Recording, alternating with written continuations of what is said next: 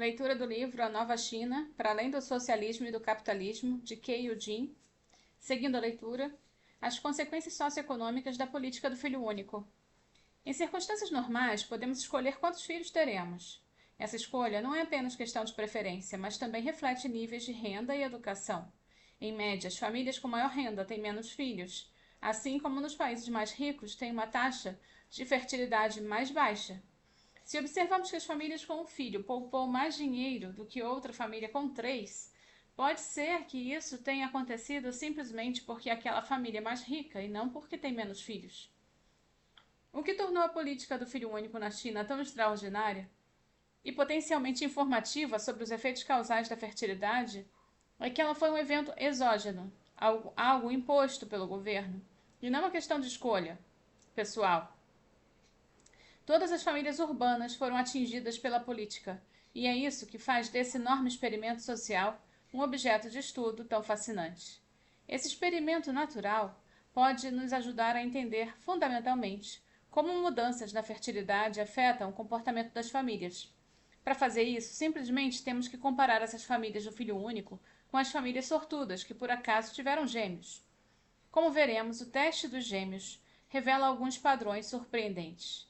A mensagem primária é que a fertilidade tem importância e tem consequências amplas e às vezes inesperadas. A política do filho único pode ajudar a justificar a taxa alta de poupança das famílias urbanas, o aumento extraordinariamente rápido da obtenção de diplomas universitários e até mesmo a grande disparidade na proporção dos gêneros que vemos na China atualmente. Mas o mais surpreendente é que ter menos filhos elevou imensamente o status das mulheres. Muitos estudos exploraram os impactos negativos da política, mas para dar uma perspectiva diferente, este capítulo tratará de suas consequências econômicas inesperadas. Um novo incentivo para poupar. O mundo sempre se espantou com quanto os chineses poupam.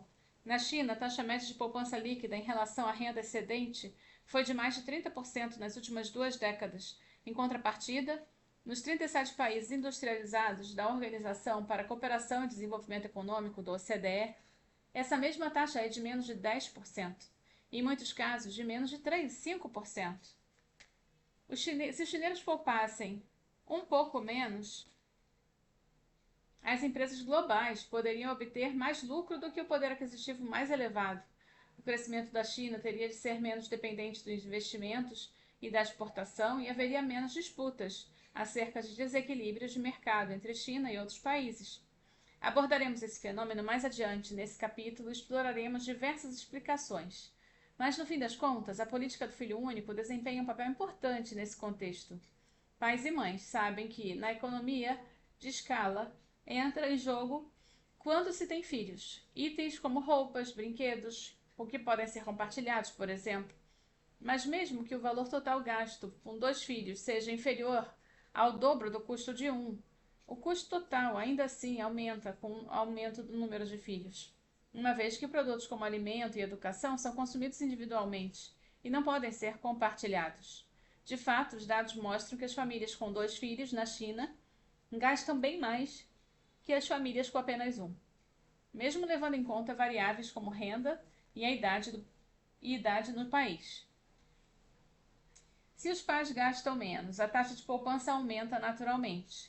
Mas esse não é o único motivo desse aumento na poupança.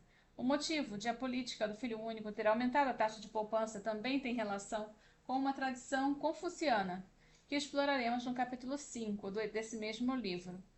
No decorrer da história, os pais sempre tiveram a expectativa de que os filhos ajudassem no sustento, um sinal básico de caráter moral, mesmo na infância, e tinham que demonstrar a Xiao Xun, piedade filial. Mas um dos pilares culturais do país, que é este, respeitar os mais velhos, escutar seus conselhos e cuidar deles na velhice, são poderosas normas sociais. Elas também foram canonizadas no próprio sistema jurídico da China. Os dados deixam evidente que os mais velhos contam com a família para apoiá-los na velhice, quer mediante a obtenção de auxílio financeiro, quer morando com os filhos. No passado, uma grande família com muitos filhos era considerada uma bênção. Como diz o ditado, quantos mais filhos, maior a felicidade. e aqueles que tinham mais filhos tinham uma situação financeira melhor do que os que tinham menos? Vamos tomar como exemplo a família do meu pai. Ele nasceu em 1949, antes de qualquer política de fertilidade ter sido implementada. A mãe dele foi uma heroína que teve 5 filhos. Parecia lógico que ter uma família grande acalmaria as preocupações de meus avós acerca de sua velhice, e por isso que acabou acontecendo. E foi isso. Depois que eles se aposentaram, meu pai lhes comprou um apartamento. Meus tios lhes proporcionaram um apoio financeiro contínuo. E, além disso, uma filha e um filho que moravam perto cuidavam deles e também faziam companhia. Um resumo: eles eram bem cuidados por um grupo de filhos que trabalhavam juntos para atender às suas diversas necessidades. Meu pai e seus 4 irmãos e irmãs, no entanto, estavam em uma posição muito diferente. Todos eles foram obrigados a ter apenas um filho. Como resultado, precisavam se apoiar mais em si mesmos durante a velhice. O apoio de um filho, por mais próspero que seja, não substitui o que poderia ser morar perto ou providenciar cuidados diários. Para compensar essa lacuna, a geração dos meus pais sentiu-se obrigada a economizar mais duramente os seus anos de trabalho. Mais riscos e incertezas também oferecem mais incentivos para economizar. O terremoto de 2008 em Wenchuan, que matou muitos jovens estudantes em escolas precariamente construídas, realça as potenciais tragédias, que são ainda piores para famílias que só têm um filho. Normalmente, em países com sistemas de seguridade social que funcionam bem, a população que trabalha apoia os idosos aposentados por meio dessa forma de transferência intergeracional. Na China, contudo, as pensões do governo e a seguridade social cobrem apenas uma parte da população, muitas vezes com valores modestos, e às vezes simplesmente não conseguem entregar o prometido. Para as famílias urbanas, as pensões constituem menos de um quarto da renda dos aposentados. Em 2014, a maior greve da história recente aconteceu em Dongguan, na província de Guangdong, quando apenas cerca de 60 mil trabalhadores não foram trabalhar por 2 semanas.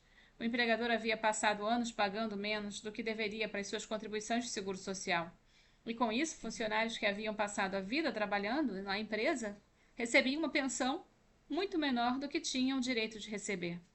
Isso não é incomum na China, onde a aplicação da lei do seguro social, até mesmo em suas cláusulas mais básicas, tem sido negligenciada.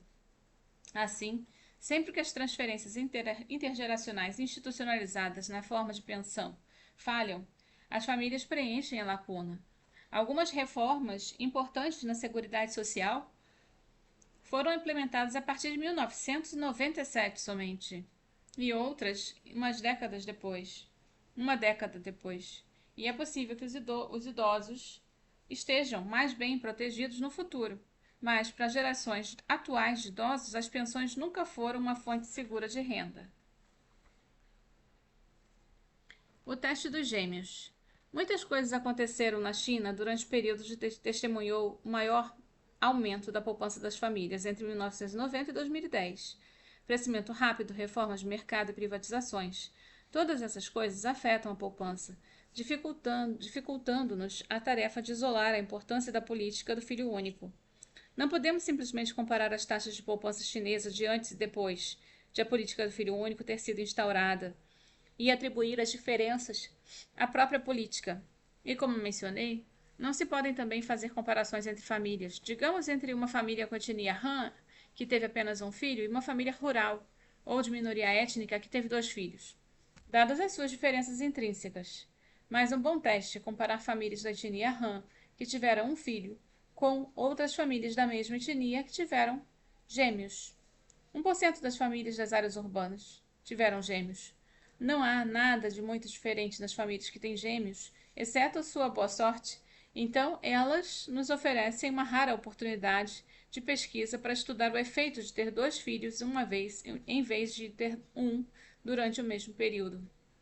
Os dados sobre as famílias nos informam que, em média, entre 1990 e 2010, as famílias com gêmeos tinham taxas de poupança muito mais baixas do que as famílias com filhos únicos. A diferença chega a ser de 9%. Isso significa que as famílias com filhos únicos pouparam uma média de 30% de sua renda excedente, e as famílias de gêmeos pouparam apenas 21%. O padrão é o mesmo nos diferentes grupos de renda. As famílias dos gêmeos gastam mais com a educação e bens de consumo. Esses pais também gastaram mais consigo mesmos depois que os filhos saíram de casa, reforçando a noção de que os pais com mais filhos têm uma motivação menor para poupar dinheiro do que os que têm apenas um filho. Estimamos que se o país tivesse implementado uma política de 2 filhos em vez da política de filho único, a taxa de poupança seria mais próxima de 20% do que de 30%, uma diferença significativa.